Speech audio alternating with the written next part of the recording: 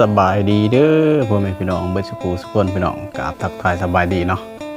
มื้อนี้ก็อยู่สวนคือเก่าพี่น้องเลยหลังจากที่เฮาปลูกต้นกล้วยแล้วพี่น้องก็เลยสิมานั่งทักทายพ่อแม่พี่น้องจักเด็กจักน้อยเนาะแดดพี่น้องมื้อนี้หลังจากฝนตกเนาะเมื่อคืนพี่น้องเลยก็ถือว่าตกแห้งเติบอยู่พี่น้องตอนช่วงค่ำๆเนาะพี่น้องฝนตกมื้อนี้ก็แดดพี่น้องแดดก็ดีคือกันพี่น้องสิได้ใหญ่ต้นใหม่เนาะพี่น้อง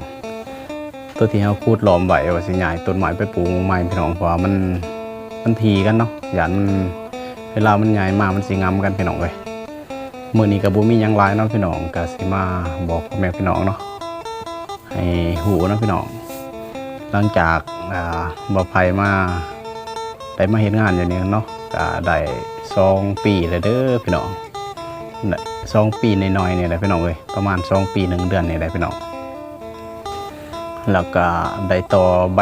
อนุญาตทำงานเป็นทีเรียบร้อยเนาะพี่น้องเพราะว่าใบอนุญาตทำงานเฮ็ดครั้งแรกเนาะก็ได้4 ปีพี่น้องก็คือบัตร MOU เนาะเจเพิ่นเป็นคนเฮ็ดให้พี่น้องเฮาบ่ได้เสียเงินเนาะพี่น้องมีแต่เจเพิ่นจ่ายให้ทุกอย่างเนาะก็ถือว่าดีพี่น้องเอ้ยช่วงต่อนี่ก็เจเพิ่นจ่ายให้เนาะช่วงเฮ็ดรอบแรกนี่ก็เจเพิ่นน่าจะจ่ายให้เฮาเสียอยู่ประมาณ 4-5 หมื่นพุ่นแหละพี่น้องเอ้ยรอบ2นี่ก็เพิ่นจ่ายให้ก็ประมาณหมื่นเนาะพี่น้องหมื่นกว่านี่แหละพี่น้องเอ้ยรอบที่เฮาต่อ2 ปีหลังเนาะพี่น้องเฮาต่อไปแล้ว2 ปีเนาะพี่น้องก็ยังเหลืออีก2 ปีเนาะพี่น้องยังเหลืออีก2 ปีก็บัตรก็เบิดกำหนดแล้วเนาะพี่น้องเฮาก็สิได้กลับไปอยู่บ้านแล้วพี่น้องเอ้ยก็สิบ่ได้เฮ็ดงานต่ออยู่นี่เด้อพี่น้องก็จะได้กลับไปอยู่บ้านไปใส่ชีวิตอยู่บ้านพุ่นเด้อพี่น้องเอ้ยอีกอย่างอยากให้เฮือนมันแล้วเนาะพี่น้องลงมาไถหาเงินเฮ็ดเฮือนพี่น้องเพราะว่าเฮ็ดเฮือนยังบ่ทันแล้วเนาะพี่น้องเพราะว่าเฮามาซื้อที่อยู่นอกพี่น้องช่วงเมื่อก่อนไปเฮ็ดงานอยู่ฟาร์มไก่พี่น้องเอ้ยอยู่ปราจีนบุรีเนาะก็เลยได้เงินแล้วก็ซื้อที่ไว้อยู่นอกพี่น้องซื้อที่ไว้ที่ก็บ่ได้กว้างเนาะพี่น้องเอ้ยก็พอดีลมบานหลังหนึ่งเนาะพี่น้องก็พอดีลงมาเฮ็ดงานอยู่ไทยอีกก็พอดีเฮ็ดเทือนพี่น้องเริ่มเฮ็ดเทือนเนาะก็เฮ็ดไปเทื่อละน้อยพี่น้องเอ้ยเพราะว่าบ่มีเงินเนาะพี่น้องรายจ่ายก็หลายเนาะพี่น้องจ่ายนั่นจ่ายนี่แน่พี่น้องเอ้ยก็บ่ค่อยได้เงินได้คำพี่น้องฮีก็มาได้ลูกน้อยอีกพี่น้องเอ้ยก็ภาระก็เพิ่มขึ้นมาอีกพี่น้องเอ้ยก็ได้ว่าสิอดซาเอาภายใน2 ปีเนี่ยว่าสิให้มันแล้วเนาะพี่น้องบ่แล้วเรียบร้อยบ่งามก็เอาซ้ำพอได้อยู่ก่อนเนาะพี่น้องเอาเฮ็ดซ้ำพอได้อยู่ก่อนพี่น้องเลยอีกอย่างก็อยากกลับไปอยู่บ้านนะพี่น้องเอ้ยอยากไปใช้ชีวิตอยู่บ้านหากินอยู่บ้านพุ่นเด้อพี่น้องเอ้ยเพราะว่าเฮามาเฮ็ดงานอยู่ไทยนี่ก็โอ้หลายปีแล้วพี่น้องเอ้ย10 กว่าปีแล้วเนาะพี่น้อง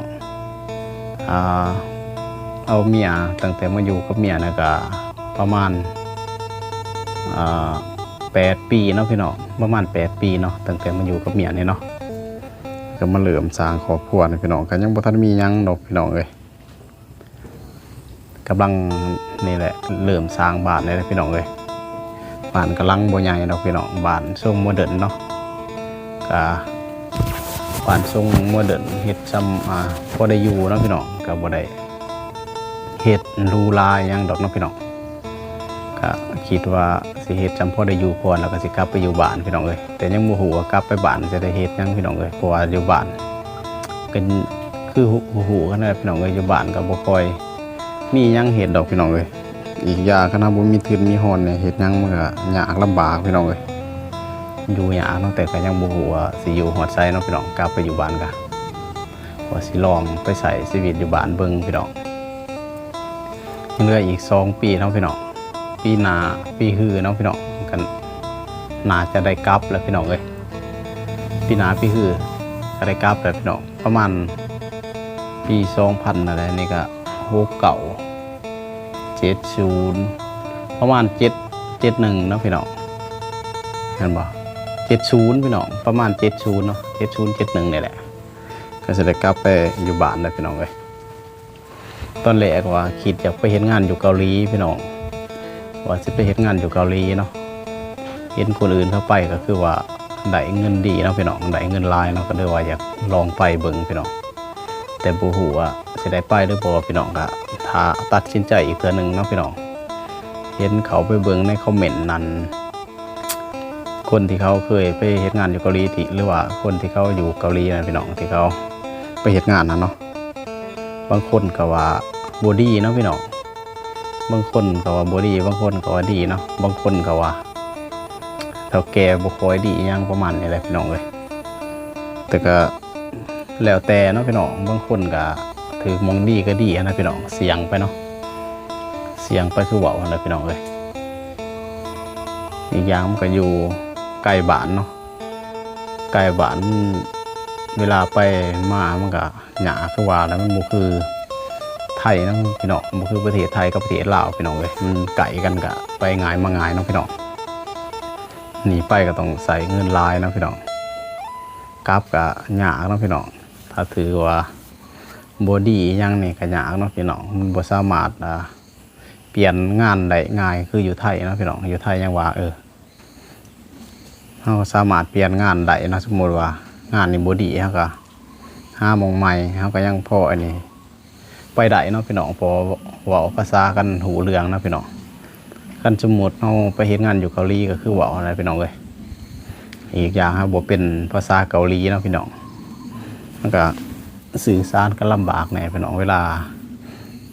เว้ากับเฒ่าแก่หรือหยังก็แล้วแต่เนาะเวลาบ่เข้าใจกันมันก็สิคุยกันยากเนาะพี่น้องก็คิดอยากไปพี่น้องแต่ก็ซองจิตซองใจเนาะพี่น้องว่าเขาไปอ่านเบิ่งไปศึกษาเบิ่งยังกับคนที่เขาไปก่อนนะพี่น้องบางคนเขาก็ว่าดีเนาะบางคนเขาก็ว่าบ่ดี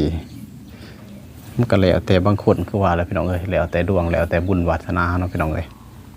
เสี่ยงไปพี่น้องถือมองดีก็ดีไปเนาะพี่น้องถือมองบ่ดีก็โอ้ยยากลำบากแฮงเลยแหละพี่น้องเอ้ยถ้าไปอยู่เกาหลีคันสมมุติเฒ่าแก่บ่ดีอย่างจังสันจังสีนั่นเป็นยังมากก็ยากเนาะพี่น้องมันอยู่ใกล้พี่น้องเอ้ยมันบ่คือประเทศไทยกับประเทศลาวพี่น้องมันไปง่ายมาง่ายเนาะไปมาสะดวกเว้าภาษากันก็ฮู้เรื่องพี่น้องแต่ว่าเห็นเขาว่าบางคนเขาไปได้เดือนหนึ่งนั่นโตเป็นเงินกีบก็ประมาณ10ปลายล้าน10ปลายล้าน20ล้านบ่ประมาณ20ล้านมั้ง20ล้าน20ล้าน20ปลายล้านนี่พี่น้องเอ้ยเดือนหนึ่งเนาะโตเป็นเงินกีบพี่น้องเอ้ยประมาณ20ปลายล้านก็แล้วแต่บางบอนเนาะพี่น้องบางคนก็ได้30ก็มีเดือนหนึ่งเนาะพี่น้อง30ล้านเนาะก็ถือว่าหลายเลยพี่น้องเดือนหนึ่ง30ล้านแต่คือเว้านั่นแหละพี่น้องเห็นบางคนเขาว่าเฮ็ดงานแทบสิบ่มีเวลาพักพี่น้องเอ้ยเฮ็ดงานหลายชั่วโมงเนาะแต่ก็บ่ฮู้เนาะพี่น้องก็อยากไปลองเบิ่งอยู่พี่น้องเอ้ยแต่ยังตัดสินใจบ่ได้แม่ทั้งบ้านก็บ่อยากให้ไปแน่พี่น้องเอ้ยมันอยู่ไกลบ้านไกลเมืองหลายพี่น้องอีกอย่างไปมันก็ใส่มีค่าใช้จ่ายหลายเนาะพี่น้องก็ยังบ่ฮู้ว่าสิจังได๋พี่น้องเอ้ยแบตใหม่ก็สิเบิดเด้อพี่น้องเอ้ยโอเคเนาะพี่น้องคลิปนี้ก็สิประมาณนี้แหละพี่น้องเอ้ยก็บ่มีหยังหลายเนาะพี่น้องก็มาเว้าบอกพี่บอกน้องเนาะมาทักทายกันพี่น้องเอ้ยคลิปนี้ก็บ่มีหยังหลายเนาะก็มาเว้าเรื่องอันนี้แหละเรื่องบัตรก็สิฮอดกำหนดแล้วเนาะพี่น้องสิครบ4ปีแล้วพี่น้องก็มาบอกพี่บอกน้องพี่น้องเอ้ยก็สิได้กลับไปอยู่บ้านได้เด้อพี่น้องสิได้กลับไปใช้ชีวิตอยู่บ้านได้พี่น้องเอ้ยแต่บ่ฮู้ว่าสิเป็นจังไดเนาะพี่น้องก็รอติดตามชมตอนต่อไปเนาะพี่น้องเอ้ยอีกอย่างอยากตัดสินใจไปเฮ็ดงานอยู่เกาหลีแต่ก็ยังบ่ฮู้เนาะพี่น้องว่าสิเป็นจังไดจะได้ก็ฝากเป็นกำลังใจให้บ่าวไผหน่อยเด้อพี่น้องฝากกดไลค์กดติดตามพี่น้องเอ้ยที่สำคัญก็ฝากเบิ่งโฆษณาให้บ่าวไผหน่อยเด้อพี่น้องแต่บ่าวไผบ่ค่อยได้ถ่ายคลิปปานใดเนาะพี่น้องเพราะว่าบ่ฮู้สิถ่ายพี่น้องมันก็บ่มีหม่องถ่ายแน่พี่น้องถ่ายแต่หม่องเก่าๆเนาะพี่น้องก็ย่านพ่อแม่พี่น้องเบื่อเนาะพี่น้องมีแต่รอพุ่นแหละบัดเวลากลับไปอยู่บ้านพุ่นแหละเนาะ ใจก็ฝากเป็นกำลังใจให้เด้อบรรยากาศอยู่บ้านสวนคือเก่านั่นแหละโดนๆจังสิมาอัปเดตให้เบิ่งให้ชมพี่น้องเลยโอเคพี่น้อง